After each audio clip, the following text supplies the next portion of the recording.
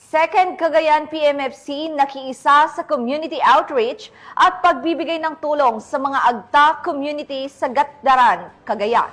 Patrolwoman Michelle Balad sa balita.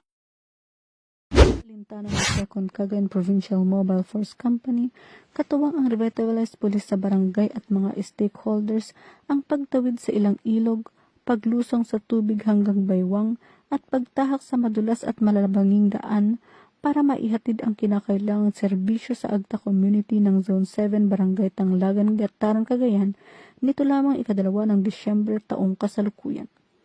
Pinangunahan ni Police Lieutenant Francisco Patawi, team leader ng RPSB team ang aktibidad, katuwang ang Company Advisory Group sa pamumuno ni Mr. Gilbert Chan, Vice President for Internal Affairs, sa pangunguna ni Punong Barangay Honorable Carmelo Aquino at iba pang mga stakeholders.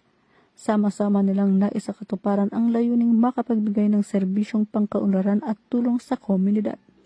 Sa lugar, formal na naipagkaloob sa mga residente ang 2 bagong tayong communal CR, 2 libreng patubig at 1 solar light. Bukod dito, namahagi rin ang grupo ng bigas, gatas para sa mga malnourished na bata sa ilalim ng Project Nutriluto 90 Days Challenge at 2 water filter upang matiyak ang pagkakaroon ng malinis at ligtas na inuming tubig. Isinagawa rin ang feeding activity para sa buong komunidad.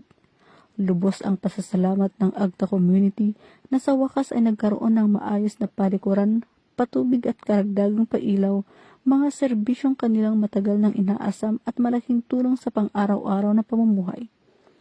Muling pinatunayan ng 2nd Cagayan PMFC sa pamumuno ni Police Major Jefferson D. Mukay, Acting Force Commander kasama ang RPSB team at kanilang advisory group, na walang matarik na daan o malalim na ilog ang makakapigil sa kanilang misyon na maghatid ng tapat, mabilis at tunay na serbisyong pampubliko lalo na sa mga komunidad na higit na nangangailangan.